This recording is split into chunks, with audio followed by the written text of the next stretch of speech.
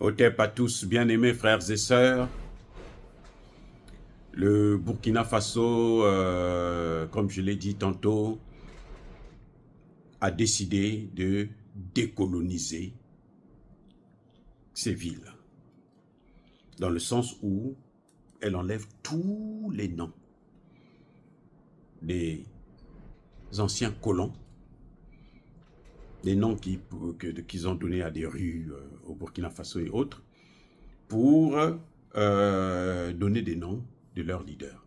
C'est une idée que je soutiens très fermement, que j'apprécie beaucoup, et je conseille aux autorités du Congo-Brazzaville qu'il faut faire la même chose, à commencer par le nom de la ville même de Brazzaville.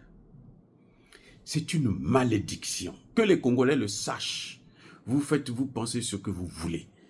Spirituellement parlant, vous ne pouvez pas donner le nom de la capitale d'un pays,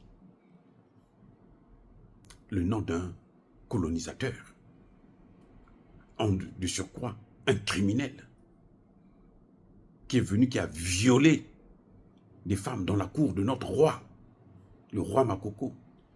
Ça ne se fait pas. Je parle ici de Brazza.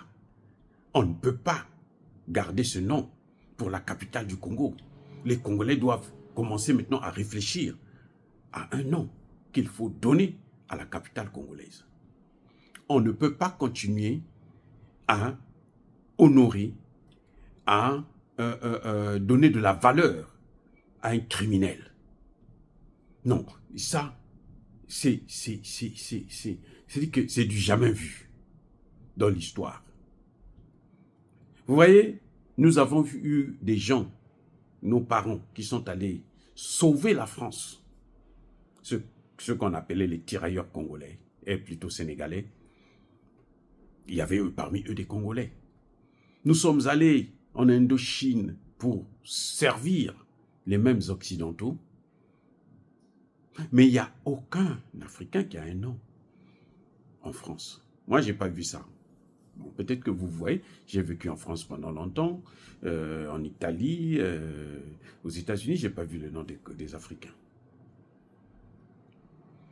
Et nous, encore si c'était des gens qui avaient fait quelque chose, bon, s'il y en avait au moins, on pouvait. Je dis, il n'y en a pas. Il n'y a aucun blanc qui est venu, qui a créé quelque chose de bien en Afrique. Moi, je n'en connais pas. Peut-être que vous en connaissez, mais je n'en connais pas. Dans l'histoire du Congo-Brazzaville, essentiellement, je n'en connais pas. L'histoire que nous avons dans les relations noir-blanc, là, c'est de mettre à esclave, mettre à coloniser. C'est tout. Nous n'avons pas autre chose. Donc, je disais que le Congo-Brazza doit changer le nom de sa capitale. Et je fais une proposition. Nous avons un président qui a fait un travail excellent, qui a été le meilleur de tous les présidents que nous avons connus, y compris Denis Sassou Nguesso. Vous allez me dire que les circonstances ne sont pas les mêmes. Aujourd'hui, avec la mondialisation et tout, c'est plus dur. Certes. Mais le bilan économique de Massamba Deba, c'est un bilan qui est incontestable, à moins d'être malhonnête. Ce n'est pas pour rien que le président Denis Sassou Nguesso lui-même a choisi de donner le nom du grand stade congolais, le stade Massamba Deba.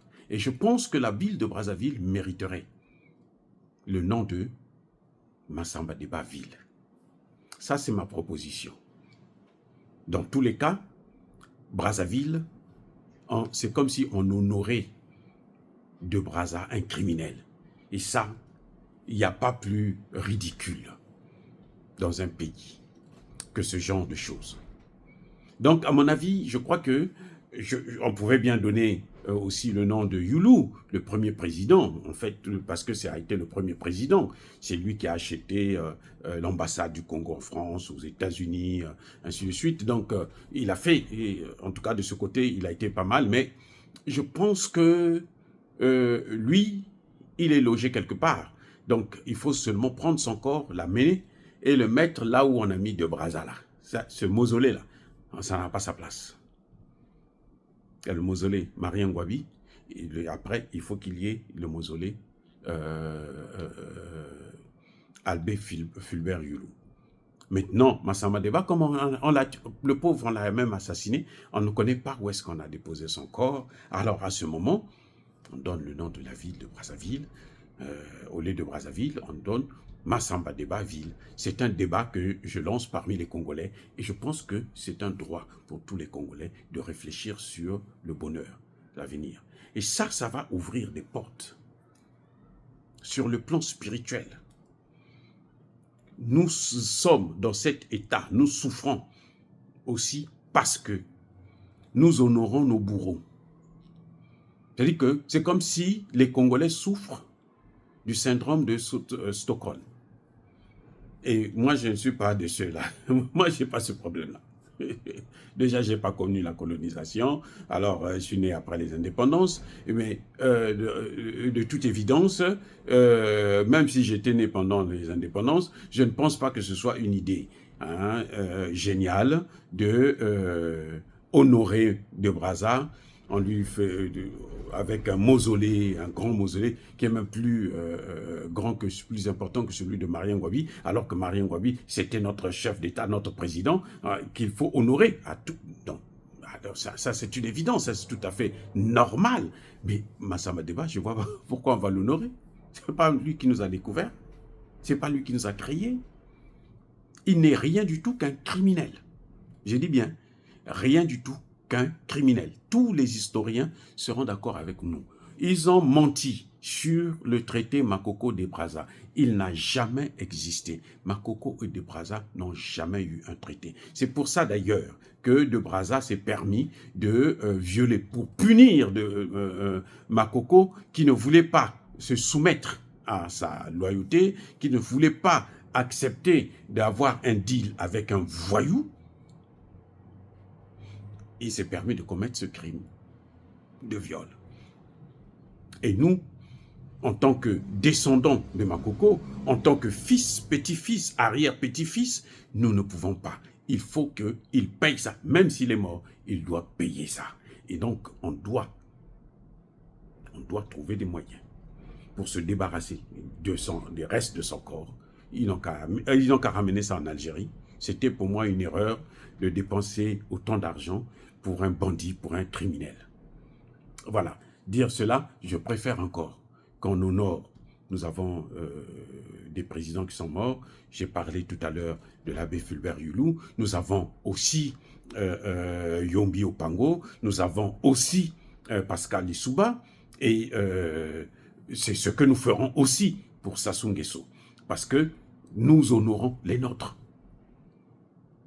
Les nôtres, pas les bourreaux qui sont venus nous torturer, gâcher notre avenir, l'avenir de nos enfants. Alors, bien-aimés frères et sœurs, encore une fois de plus, soyez bénis. Je persiste et je signe. Soyez abondamment bénis par le Dieu de Kemet et par nos ancêtres angélisés.